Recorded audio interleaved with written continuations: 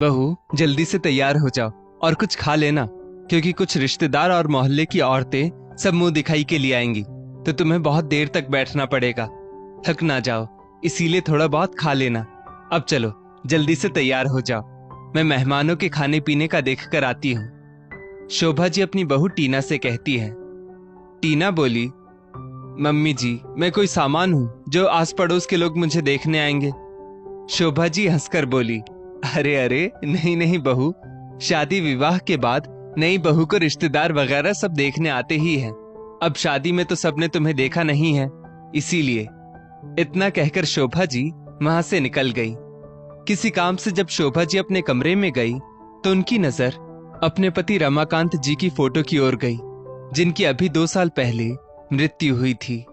शोभा जी सब काम भूलकर अपने पति की फोटो के सामने खड़ी होकर एकटक उन्हें देखने लगी और बोली, आज घर में बहुत बड़ा उत्सव है।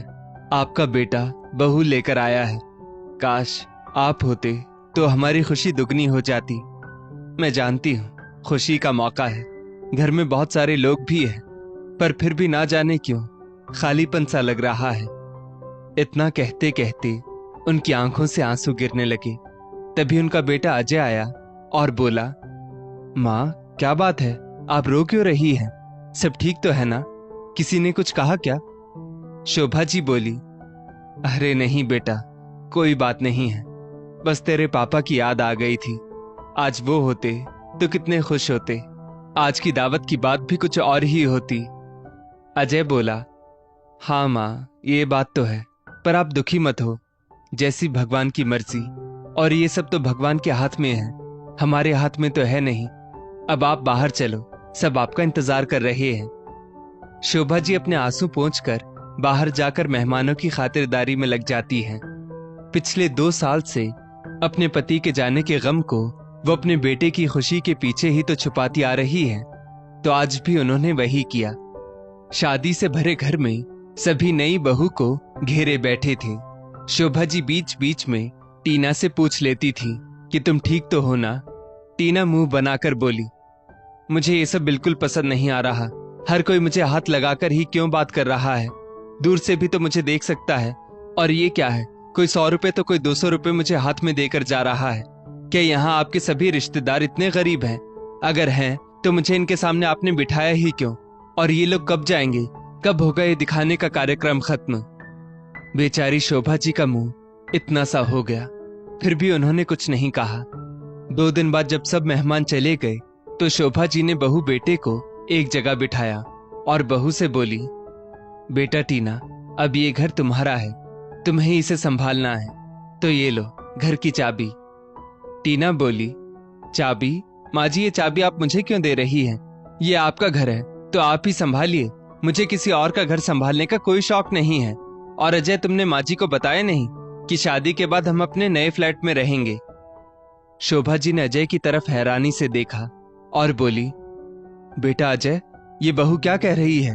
मैंने इतने अरमानों से तुम्हारी शादी की थी और तुम दोनों पहले ही मुझे छोड़कर जाने का प्लान बनाकर बैठे हो।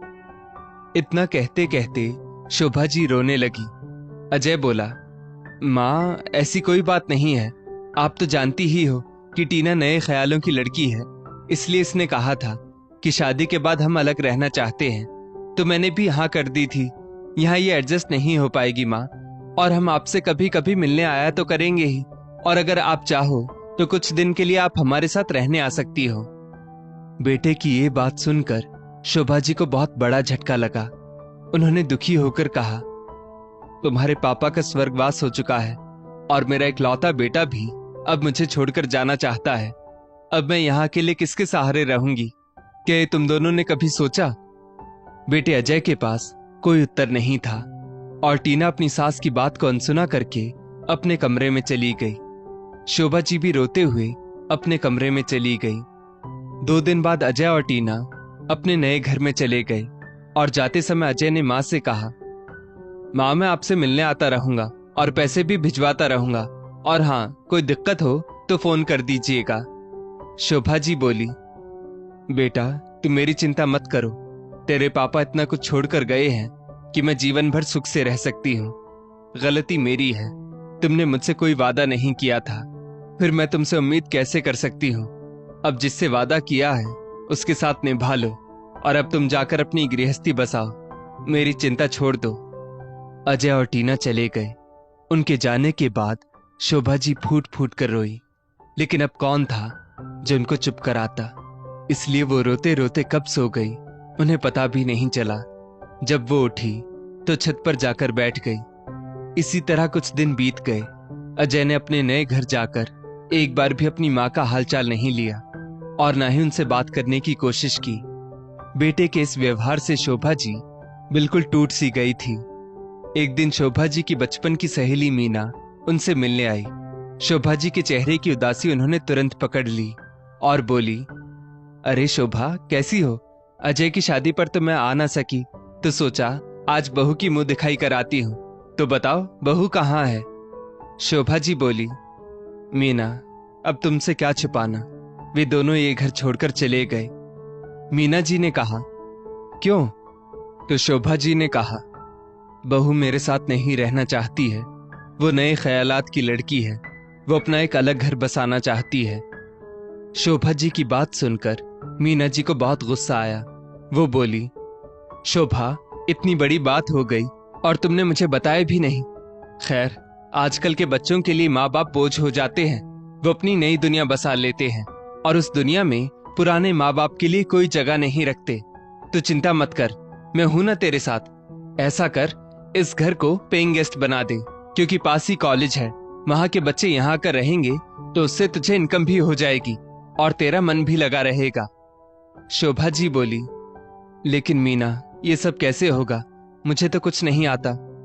मीना जी बोली, मैं काफी दिनों से यही काम कर रही हूँ, तो तुम चिंता मत करो, मैं सब इंतजाम कर दूंगी। कुछ ही दिन में मीना जी ने सारा इंतजाम कर दिया और कॉलेज के बच्चे पेइंग गेस्ट की तरह वहां रहने भी लगे। शोभा जी उनसे बातें करती रहती थी, उनका अपने बच्चों की तरह ख्याल रखती। इन सब में वो अपने बेटे बहू से मिले गम को कब भूल गई उन्हें पता भी नहीं चला। शोभा जी इस सब से इतनी खुश रहने लगी कि उन्हें अब अजय और टीना की याद भी नहीं आती थी, क्योंकि बच्चों के साथ वो इतना बिजी रहती थी कि समय कब बीत जाता उन्हें पता भी नहीं चलता था। समय बीता। अजय जिस घर में रहने गया था, किसी कारण उसे वो घर छोड़ना पड़ा। अब उसके पास रहने का ठिकाना नहीं था, तो वो एक दिन अपना सब सामान लेकर वापस शोभा जी के पास पहुंच गया। शोभा जी ने दरवाजे पर बेटे बहू को रोका और बोली, अगर तुम पहले बता देते तो मैं तुम्हारे रहने का इंतजाम कर देती, पर अब मैं इन बच्चों को अचानक से घर के बाहर तो नहीं निकाल सकती ना। टीना बोली, आपके लिए दूसरों के बच्चे जरूरी हैं या आपका बेटा बहू? शोभा जी बोली, बेशक ये बच्चे, क्योंकि जब तुम दोनों मुझे इतने बड़े घर में अकेला छोड़कर गए थे तो इन लोगों ने ही मेरे अकेलेपन को दूर किया था। तो अब मैं तुम्हारे लिए कुछ नहीं कर सकती। तुम लोगों को अपनी नई दुनिया बसानी थी ना, तो जाओ तुम्हारी उस नई दुनिया में। वहां मुझ जैसी पुरानी माँ के लिए जगह ही कहाँ होगी। इतना कहकर शोभा जी ने अजय और टीना के मुंह पर दरवाजा बंद कर दिया और अपने घर में उन बच्चों के साथ खुशी खुशी रहने लगी।